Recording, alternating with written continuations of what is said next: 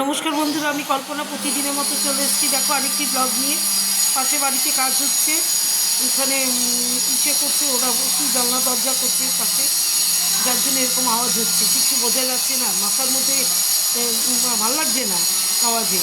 এই দেখো আমি আজকে কী রান্না করলাম সেটা দেখো।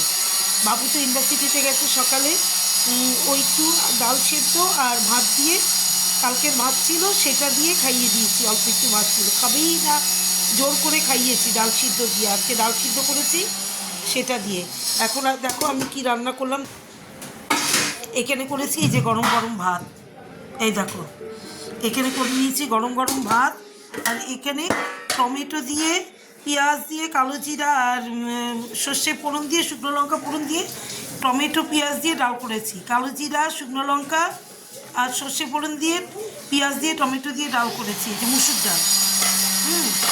আর এখানে করেছি নিরামিষ তরকারি, কড়াইশুঁটি, তারপরে তোমার গাজর, আর তোমার আলু, ফুলকপি, শিমের দানাও দিয়েছি, আর তোমার আলু, বেগুন, এগুলো দিয়ে করেছি এই যে নিরামিষ তরকারি।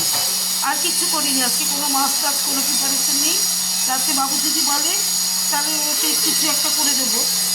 হ্যাঁ, তাহলে এই দেখো আজকে তাহলে আমার মেনুগুলো হচ্ছে গরম গরম ভাত, এখানে টক ডাল, টমেটো পেঁয়াজ দিয়ে ডাল, আর এখানে হচ্ছে তোমার নিরামিষ তরকারি। এই হচ্ছে আজকে আমার মেনু। আমি কিচ্ছু করিনি, কালকে সারাদিন পরিশ্রম, তো মানে ভালো লাগছে, কত পরিশ্রম। আবার সব বইয়ের তাক, বাবুর বইয়ের তাক টাকগুলো পরিষ্কার করলাম, যার জন্য তারপরে কাছাকাছি কালকে বেরিয়েছি, কত কাছাকাছি, তা পরার জামা কাপড়গুলো কাচতে হয় না বাইরের থেকে আসলে। তাহলে শুভ দুপুর, সবাই ভালো থেকো, সুস্থ থেকো, টাটা।